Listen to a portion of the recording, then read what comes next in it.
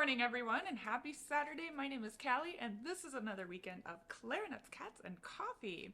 In today's video, I am going to go through 3 common rhythmic mistakes that we make and 3 studies to help you practice correcting those.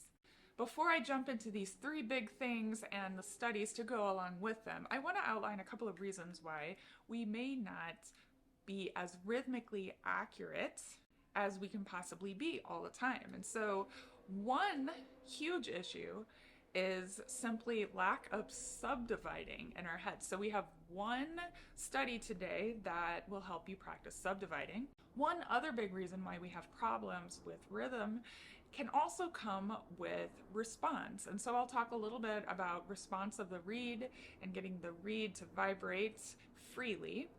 And another big problem is simply lack of finger control. And so the other etude, we will talk about finger control. We're going to jump right into the very first study and first rhythmic exercise. This very first study is a study in triplet subdivision, and more specifically, it's slur 2, tongue 1 triplets. A lot of times we get a little bit confused, and this, in my opinion, simply comes from lack of finger control. We like to compress the first 2 notes a little bit, and it ends up sounding, instead of like even triplets, it ends up sounding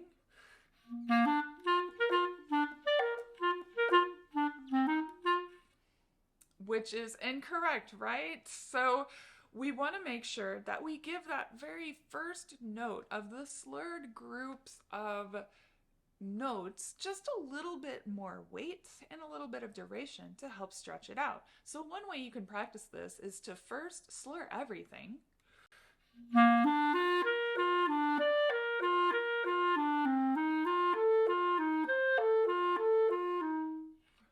And make sure that is nice and even, and then add your articulation in, making sure the first note of each slurred group has a little bit of weight to it.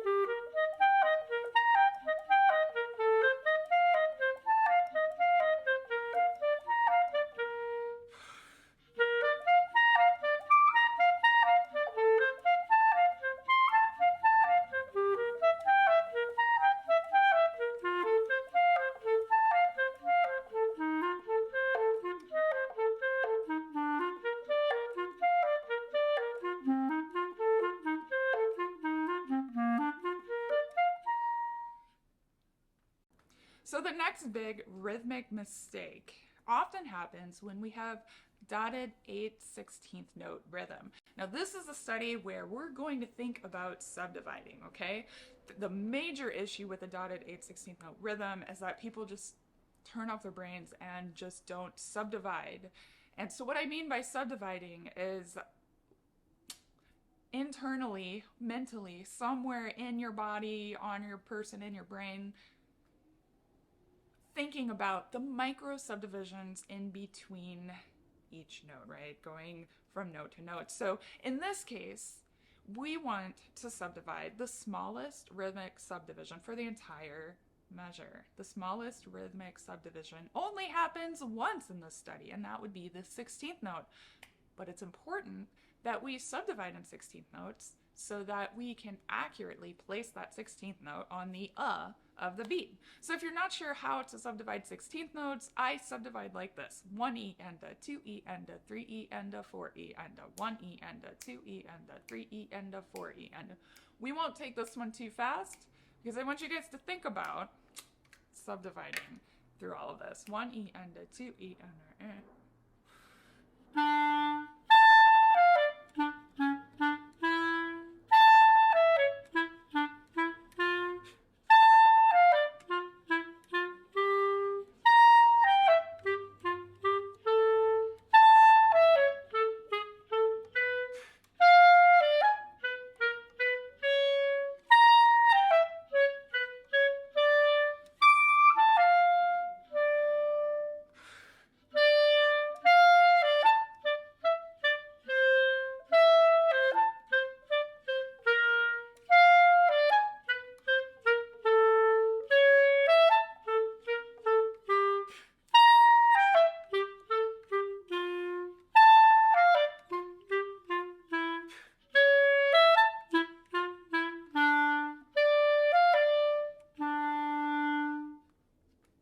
1 E and a 2 E and a 3 E and a 4 E and a.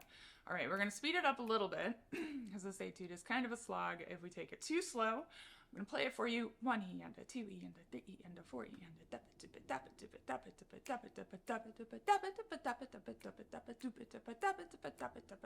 so if it has a good groove, it'll lay just right. 1 or 2, all right.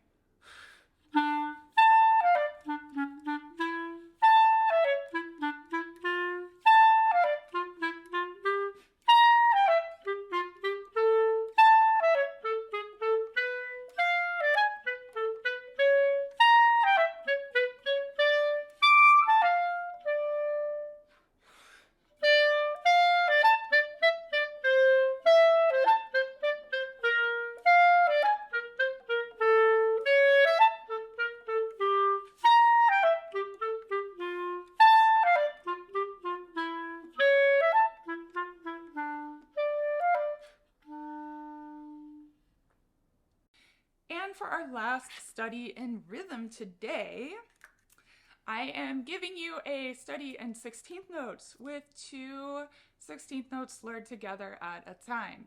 This is incredibly difficult to play evenly for similar reasons to the first etude, where we want to compress the first note into the second note and it ends up sounding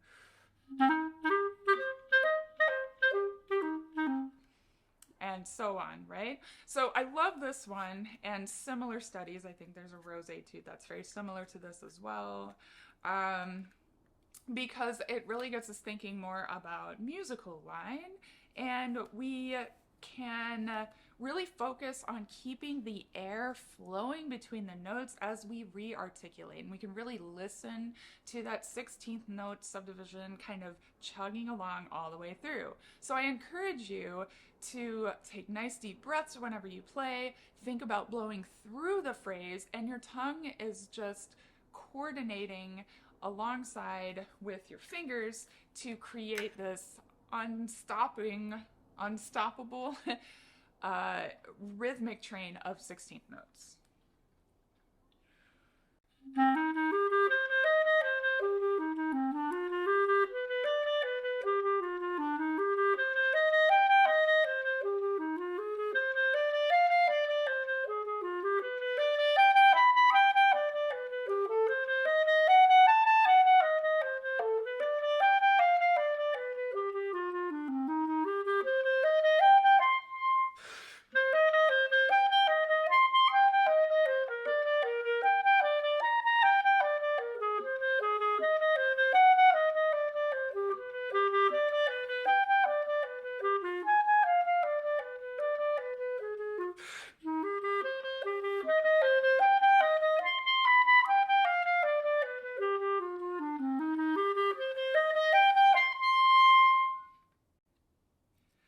So I hope you guys enjoy practicing these, and I hope some of these tips will help you guys iron out some of the wrinkles in any of your rhythms that you may come across in your band music or your solo music.